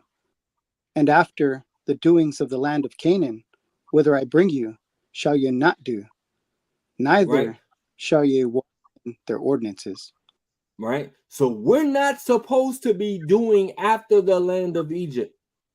We're not supposed to be partaking in anything that Egypt was partaking in. So if the Egyptians were celebrating the birth of their sun god on December 25th, why are you celebrating December 25th? Saying that this is the day that Christ was born on. Where in the Bible does it say that? Where in the Bible can I read that Hamashiach was born on December 25th? Hey, in Passover, don't you got an exact date? We got an exact date. You got an exact date on feast days. Now, if you were told to keep Christ's birthday, there would be the exact date. Right, that part. It wouldn't be no ambiguity about it at all. Now, even on Memorial, exact date. You said what? Even on Memorials, Feast of Dedication, we had an exact date. An exact date. But every feast day, we have an exact date to keep it. So obviously, the Most High did not want us worshiping Christ's birthday. He didn't want us doing that. So why do you guys take it upon yourself to celebrate a day and say this is the day that the Messiah was born on? You just done made up your own arbitrary date and say, oh, we're gonna do it this day. Why don't you do it on March 1st? Why don't you do it on June the 3rd? Oh, because y'all had some so-called church fathers tell you that it's December 25th. So now the whole world is celebrating Christmas. And the whole world ain't celebrating it because they think that Christ is born on this day. I wish I had my video queued up where I've got it's some Edomites who are atheists, they got on sweaters with an upside down cross on it, got the Christmas tree and everything else, smiling, and they like, man, y'all just celebrating our day. This ain't what y'all think y'all celebrating. And that's actually really why the Roman Catholic Church wanted to name this day as the birthday of Hamashiach, because you still had Christians who were still keeping these pagan holidays. So they said, well, how can we stop them from celebrating this pagan holiday? I know, let's call this the birthday of Christ. Yep. Right. And all the true Christians went right after them, started copying it. But you know, I mean, you ain't bring it out, but I gotta just state this real quick. You know, Catholic means universal anyway. Right. It means universal. So they just adopted a whole bunch of different cultures and Christianized it. Right. That's what they did. That's a fact. That's a fact. And so, real quick, I did want to get this Genesis 40 and 20. This don't have nothing to do with it, but I want to grab it. Actually, it really does, though. Actually, it really kind of does. But let's get that. It's the book of Genesis, chapter 40 and verse 20. And it came to pass the third day, which was Pharaoh's birthday, that he made whose birthday? Pharaoh's birthday. That he made a feast unto all his servants. And he lifted up the head of the chief butler and of the chief baker among his servants. All right. Hey, so Pharaoh was keeping his birthday. So now again, the law tells us that we're not supposed to copy after the Egyptians. We're not supposed to be doing anything the Egyptians do. The Egyptians celebrate birthdays. We're not supposed to be doing that. We're not supposed to be celebrating a birthday. We're not supposed to be making a feast for a birthday. Pharaoh made a feast for his birthday. And what do you guys call yourselves doing now? You guys are making a feast for Hamashiach's birthday. For the day that he was born on, now you guys are calling yourselves having a feast for him. Hey, the Most High despises your feast. We are not supposed to be doing anything what the Egyptians do. Heathen in general. The heathen in general, man. The heathens in general. In fact, let's get that. Let's get that. I wasn't even gonna pull that one. I was just going someplace else with it tonight. But let's get that. Jeremiah 10 and 1. I get that Proverbs 3 and 31 too. Yup, kind of. Yo, I got this precept right here while he getting it. Let me just read it real quick, Baba Kashah. This is the book of Wisdom of Solomon, chapter 2, in verse 24. It says, nevertheless, through the envy of the devil came death into the world, and they that do hold of his side will find it. A lot of times, man, we envying the ways of the heathen, man. We envying the ways that are not our ways. For That's what? right. Because it's convenient. For love of our children or our loved ones to be in the in crowd. Nah, man. Yo, everybody's going this way, go that way.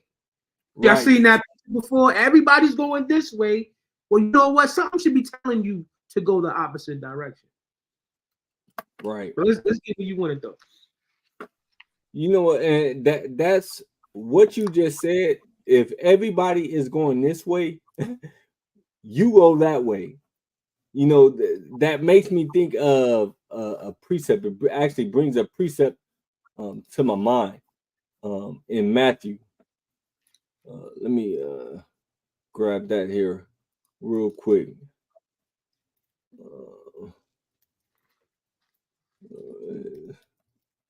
Let's grab. In fact, no, I'll just grab it. I'll just grab it because I want you to read what you're holding. So this is Matthew 7 and start at verse 13. It says, enter ye in at the straight gate, for wide is the gate, and broad is the way that leadeth to destruction, and many there be which go in thereat. Hey, like you just said, if everybody is going this way, yo, you go that way. Because broad is the way. Many people are going to be going into that broad way. Right?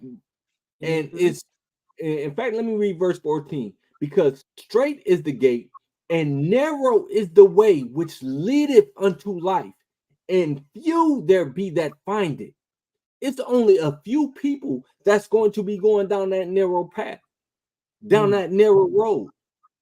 Hey, that road to destruction is wide. Christianity is the largest religion in the world. That should tell you something, right? Hey, that's the first alarm. Hold on, wait a minute. Okay, Yahushua said, many there be which go in thereat, in this broad gate. Christianity, the largest religion in the world, followed by Islam, closely followed by Islam, because you got a lot of people that's switching over and going into Islam now. And then you got a bunch of people that go off into all kind of things, other things too. But broad is that way. Something should tell you that, you know, it should be that bell that goes off. Hey, y'all seen Coming to America when they're in the barbershop and you got the one little old dude, he's like, aha. Aha. Yeah. Hey, y'all should have that one aha moment where that bell just goes off in your head and you're like, wait a minute, this isn't right. This is not the truth. Hey, Yahweh said, you shall know the truth, and this truth shall set you free. To set you free from all of this madness of the world. Hey, people go broke behind Christmas. I used to go broke behind Christmas. Hey, now that I've been set free, man, you think I'm out there just throwing money away for nothing? On tour, it's probably gonna be broke in a couple weeks anyway. Man, come on, man. But Talakia, Zebulon, read what you're holding, Baba Kasha. Khan. It's the book of Jeremiah, chapter 10 from the top. Hear ye the word which the Lord speaketh unto you, O house of Israel. Thus saith the Lord, learn not the way of the heathen. Learn not the way of the heathen. Hey, like Captain Haran just said, we're not supposed to do any of the ways of the heathen. We're not supposed to be, hey, if the heathens are doing this, we're not supposed to be doing that. We're not supposed to be taking on their customs. We're not supposed to be bringing in the trees, right? We're not supposed to be putting the lights all around the house, putting the snowmen outside the house. We're not supposed to learn the way of the heathen. This is a heathenistic custom. They've been doing this for thousands of years. They was doing this for thousands of years before the birth of Christ. The Bible just said, learn not the way of the heathen. So what are y'all doing? Y'all don't actually believe the Bible that you say you believe in. Because the Bible goes against everything that you do. Yeah, oh, I do it for the kids. Hey, the Bible said children are their oppressors. That's right. The Bible said you're supposed to train up a child. So, hey, are you actually following the Bible? Do you actually believe the things that the Bible says? No, you really don't. You really don't. You want to believe what you want to believe. Why? Because the flesh cannot do the law. The flesh cannot keep the law. It is enmity against the law. And you are in your flesh. You are carnal. What you got? Hey, that's a good precept. Nadiyah just pulled, man. Now I was on the same spirit you was with the Proverbs 3:31. It says, "Envy thou not the oppressors, and choose none of his ways." Man, the heathen has been our oppressors. Man, since coming out of Egypt.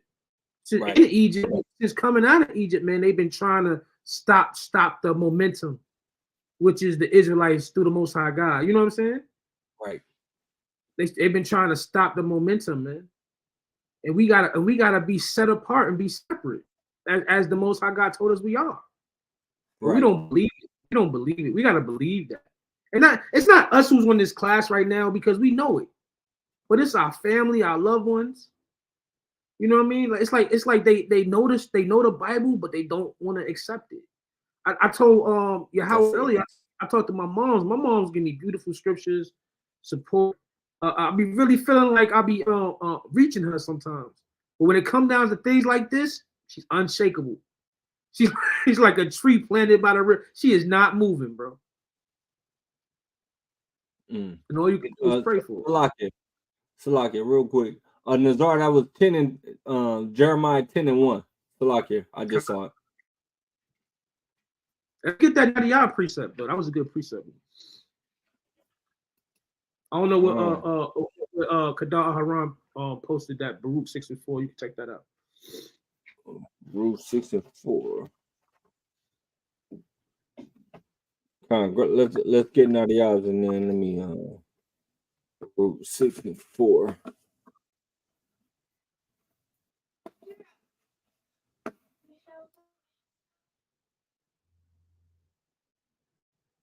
Yeah, so Exodus 23:2, it says, "Thou shalt not follow a multitude to do evil, neither shalt thou speak in a cause to decline after many to wrest judgment."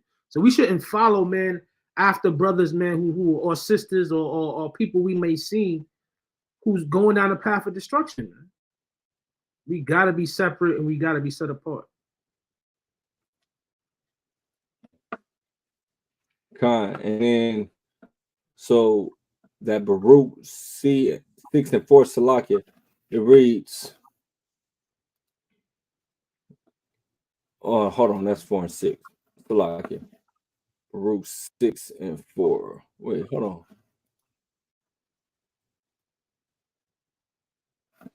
Baruch. So book of Baruch, 6 and 4, right? Chapter 6 and verse 4. Now shall ye see in Babylon gods of silver and of gold and of wood, borne upon shoulders, which cause the nations to fear. Oh, I see what he's saying. He's saying that these going to the Christmas trees and us worshiping these things as being gods. Con. Oh, con. All right. That's right, man. And so now real quick, I wanted to bring this out. So this is the Roman calendar, Salakia, and y'all can Google this on your own, man. Again, it's a lot of information, and I really just tried to condense it so that the class did not go too long.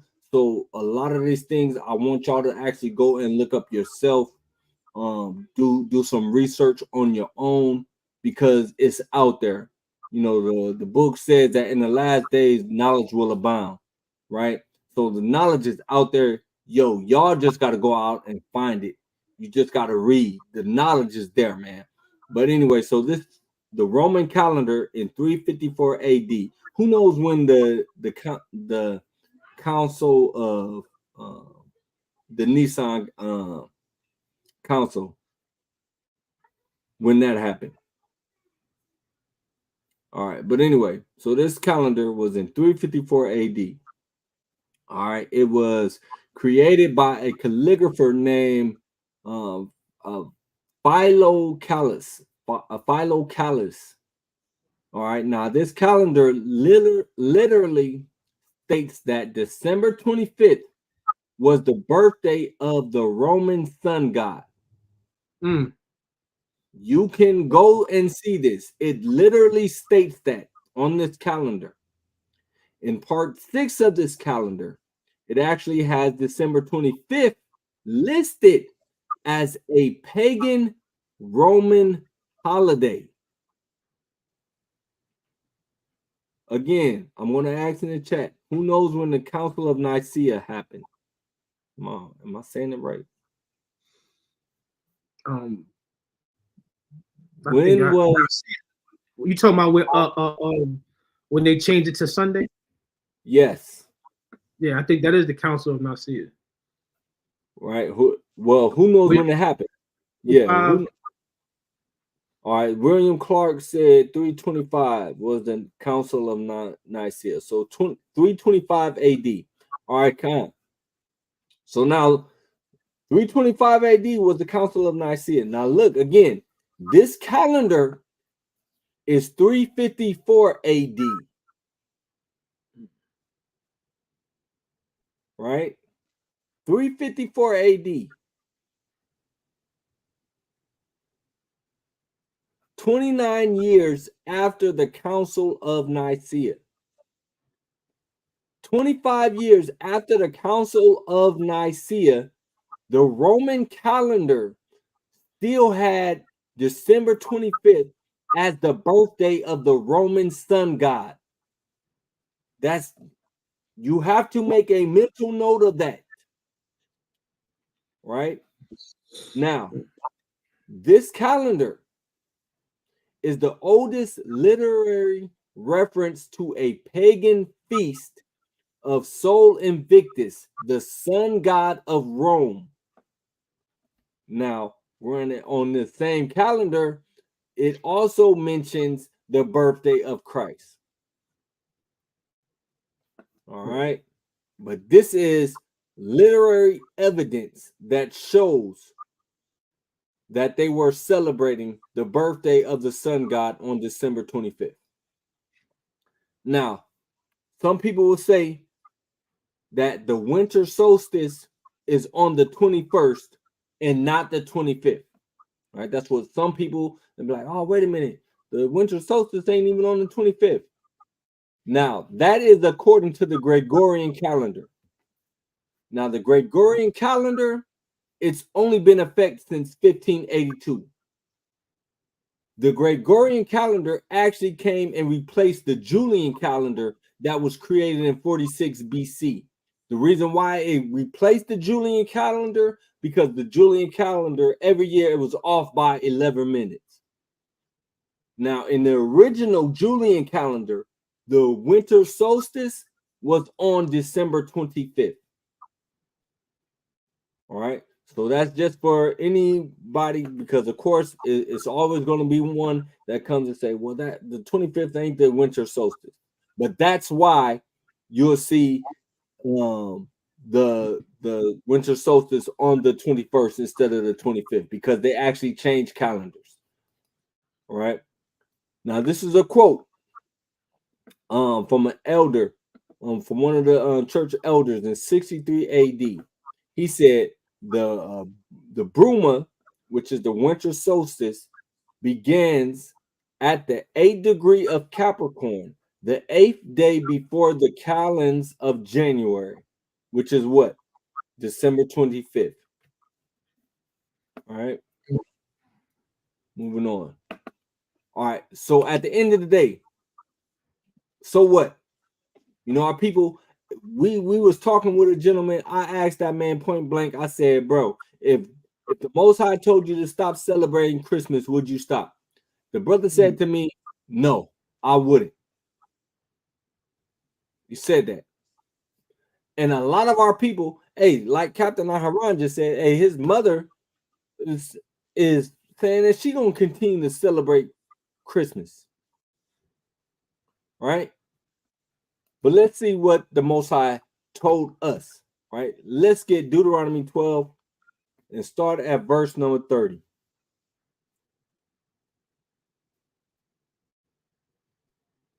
Because we can go through and we can pull out, envy not thy oppressor, choose none of his ways. We can go out and we can pull the whole Jeremiah 10, where it says, hey, don't cut down the tree and bring it in the house and decorate it, all that. Our people will find out ways around that. My sister sent me a video one day of a brother talking about, this isn't talking about Christmas trees. This is talking about foolishness, right? That's what our people will do. Our people will try to find any way around, or will try to find any way that would allow them to keep Christmas, right? So let's read that. Deuteronomy 12 and 30. It's the book of Deuteronomy, chapter 12 and verse 30. Take heed to thyself that thou be not snared by following them. After that they be destroyed from before thee, and that thou inquire not after their gods, saying, how did these nations serve their gods? Even so will I do likewise. Hey, he said, how did these nations serve their gods? Even so, hey, we're gonna do likewise. They was already worshiping their sun god on December 25th. And so what do our people do? Oh, well, you know what? We're gonna start celebrating the birth of Christ on the 25th. We're not supposed to look at what the other nations do and then go and copy them. The Most High told us not to do that. He said, don't look at what these other nations do, how these other nations serve their gods. In fact, look, I'm going to bring that up in Bible Hub. I want to get that in Bible Hub. Read that for me one more time, Baba Kasha. God. It's a book of Deuteronomy, chapter 12 and verse 30. Take heed to thyself that thou be not snared by following them. After that they be destroyed from before thee, and that thou inquire not after their gods, saying, how did these nations serve their gods? Even so will I do likewise. Even so will I do likewise. No, hold on. I'm going to bring this up here. Bam. All right, so this is Deuteronomy 12 and 30. Let's look at what it says in the New Living Translation. It says, do not fall into the trap of following their customs and worshiping their gods. Hey, you have fallen into a trap when you say that I'm celebrating December 25th as the birthday of Hamashiach. You've fallen into the trap. Because why did the Catholic Church institute it? The Catholic Church instituted it because of the fact that Christians were still celebrating these other pagan holidays. You have fallen into the trap of saying or believing that this is the day that Yahushua was born on. You've fallen into that trap. You've fallen into that trap and started following their customs, bringing a tree into your house. That's their custom. Decorating that tree, that is their custom. You have fallen into that trap of getting mistletoe. That is their custom. You have fallen into that trap in worshiping their gods because that is what they do. It says, do not inquire about their gods, saying, how do these nations worship their gods? I want to follow their example. That's what you are doing when you celebrate December 25th. You are following after their example. Hold on. Let's go to verse 31. It says, I got a precept for you. Okay, Con. New Living, we'll read it in, hold on first. I'll get it in the King James verse. King James says, thou shalt not do so unto Yahweh thy power, for every abomination to Yahweh, which he hateth, have they done unto their gods.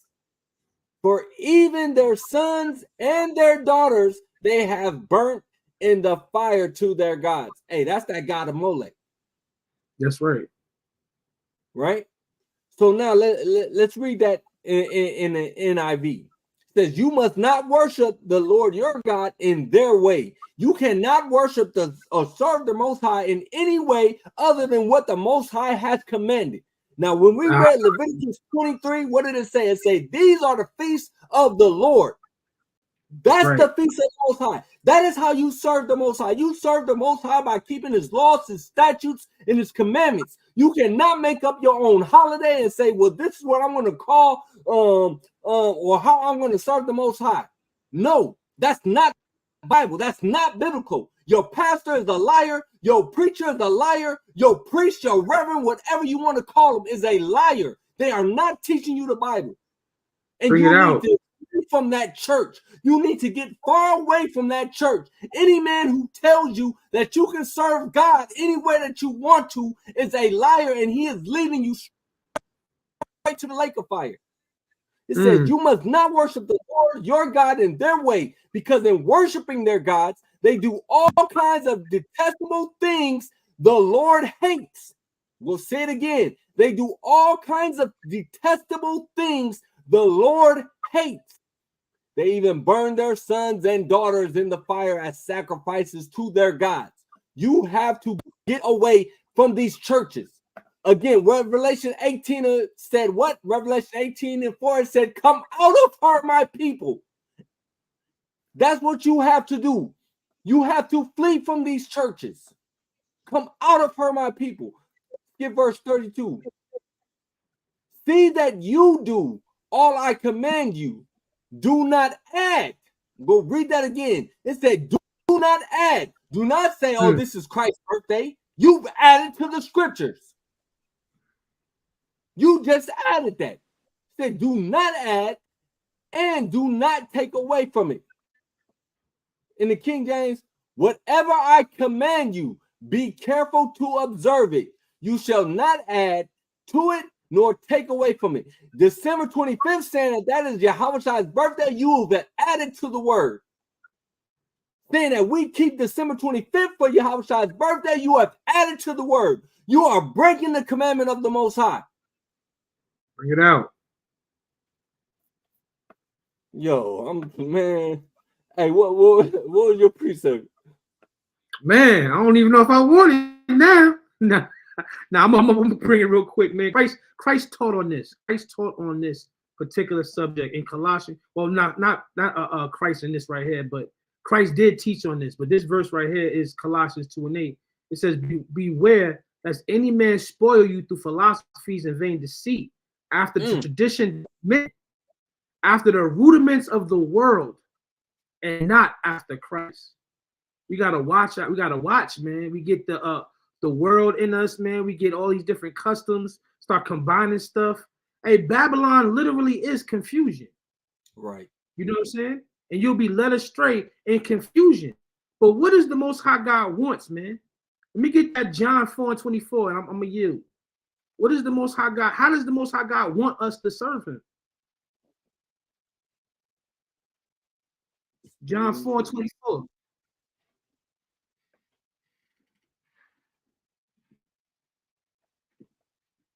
I can read it if brothers ain't got it. I got it. This is the book of John, chapter 4, verse 24. And he must needs go through Samaria. John 4:24? Oh, Salakia. I'm tripping. I'll get it. It's the book of John, chapter 4, and verse 24. God is a spirit, and they that worship him must worship him in spirit and in truth. Yo, you got to worship him in the spirit that he wants you to worship him in, and in truth by the law, statutes, and commandments. You know what I'm saying? You can't have your own thoughts, your own desires, man, own way. Not my Jesus. You done created your own God. You done created your own feast days, your own holidays. Yo, we spent too many years on the other side of this thing, man. Now that we on the right side, we can't turn our ways. We can't sacrifice the righteousness that we do have, the knowledge and wisdom that we do have for anybody. That's right. I yield. No, that's right. I'm trying to Captain Yakim, y'all sent me something. I'm gonna try to see if I can get it up here. If I can't share the screen. Saturnalia. Yeah, I mean, man, it's so much, man, going into this December 25th. It is so much going into this day. If we really like did a real in-depth breakdown of this class would be forever. I mean, it's so much information, and if he who has ears, let him hear. Right. if y'all don't see it, it's because y'all are blind. Let me get 2 Thessalonians. 2 Thessalonians chapter 2, verse 10. If y'all can't see it, if your family members can't see it, you know, I hate calling people the 2/3. I hate to do that. We don't know when the Most High bring somebody in. I used to, man, there was a time when I used to just like, man, mama, I hope you get it. I hope the Most High open your eyes. And you know, for years, my mama used to say that I was in the cult. She didn't want to. Hey, mom really didn't want to hear nothing I was talking about. She didn't want to hear nothing I was talking about. They didn't want to hear nothing I was know about nothing I was doing. They didn't want to come around it, you know. But all praise to the Most High. He opened her eyes and she came into this truth, man. And you know, I told y'all earlier about what she had said when she came by the house last night. You know, all praise to the Most High that He opened her eyes. But you know, that's all we can pray for, is that the Most High opens their eyes, right, and reveals it to them. Read that for me. It's the book of 2 Thessalonians, chapter 2 and verse 10. And with all deceivableness of unrighteousness in them that perish, because they received not the love of the truth, that they might be saved. Come on. And for this cause God shall send them strong delusion, that they should believe a lie. Hey, some of them, man, the Most High has sent them that strong delusion, man. They've got, when and what was that, Corinthians, they say we got to pull down these strongholds. Hey, Christmas is a stronghold. That is a stronghold. I had somebody, close friend of the family, say, I'll never stop celebrating Christmas. I was like, God, I was like, damn. I'm like, all right. I'll never stop eating pork. I'll never stop eating pork, right? Hey, that is a strong delusion. And only the Most High is gonna be the one to either open their eyes or not. Mm-hmm. But it said, and them that perish because they believe not the love of the truth. They didn't believe the love of the truth. They didn't want to see the love of that truth. And what was you gonna say? You talking to me? Yeah, come on. Oh man. Yes. Oh, so I can go on the red on this. I could really start at verse 7 on that, but I don't. It's okay. Y'all read that for yourself, man. I know that mystery of iniquity, you know what I'm saying? It kind of was an enigma to me when I first started getting into this. But why do we keep falling? Why do we keep falling into our own flesh desires, our own sins? It's that mystery of iniquity. Some people won't get it. You know what I'm saying? Iraq 39-24 says, as his ways are plain unto the holy, so are they stumbling blocks unto the wicked. So you know what I'm saying? The Most High has destined you to get it. Thank the Most High every single day. Right. And your mother, your sister, and your child, they still have a chance. You know what I'm saying? To get it too. Pray for them. Don't bash them. Because you know, we first come in this truth, sometimes it's like, you know what? It's Christmas, it's this, that, and the third, and you want to be aggressive with it. Because you're trying to save their life. But sometimes the Most High has his own plan for their lives, and you just got to show them slowly. You know what I'm saying?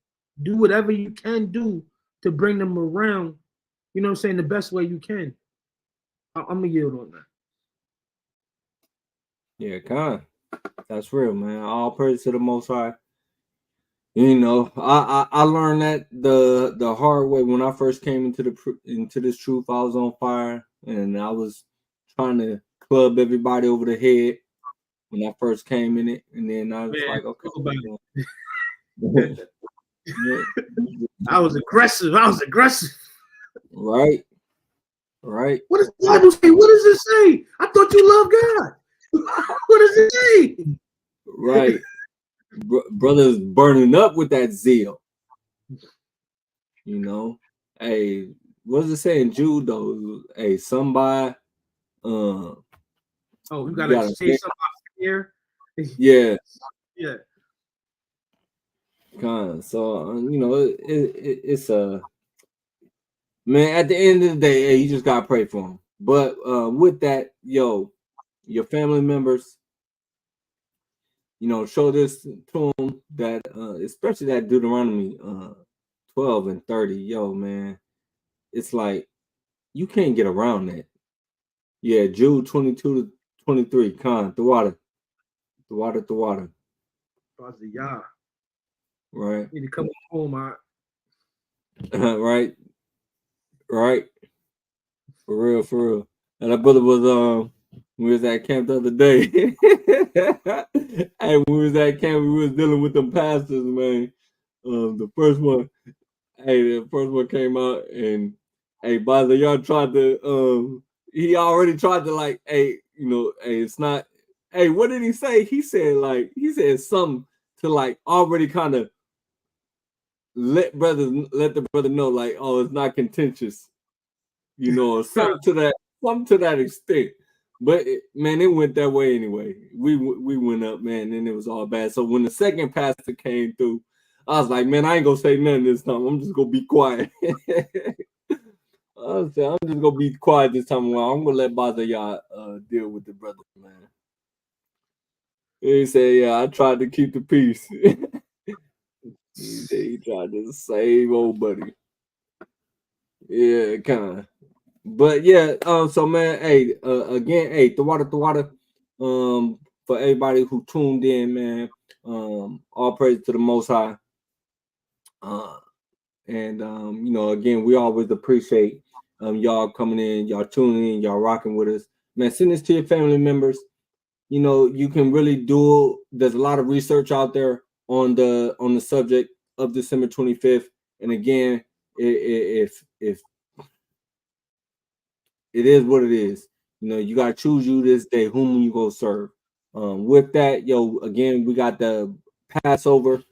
If you want to go ahead and get your tickets for Passover, we got the website. You can go on the website. All of the ticket sales are going through the website. We're going to be promoting that, leading all the way up to Passover. We're going to be promoting that, so you can go on the website, get your ticket.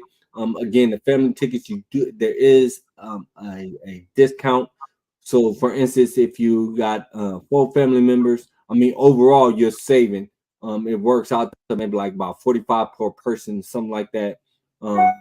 When you come with multiple people. So definitely check out that website. The website is going to continue to get built out. We got the calendar on the website, so you can see all of the feast days, what days we are keeping them on.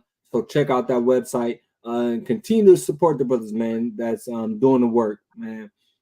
Support Israel. Again, go check out the sister, go vote for the sister. But with that, man, being said, let's go ahead and grab Daniel 7 and 18. Baba Kasha. Khan. The book of Daniel, chapter 7 and verse 18.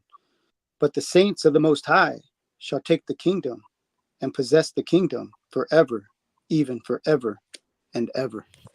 Bashem HaMashiach Yahawashi. Bashem HaMashiach Yahawashi. Khan. With that, hey, Shalom, Yasha Allah. This is not a test.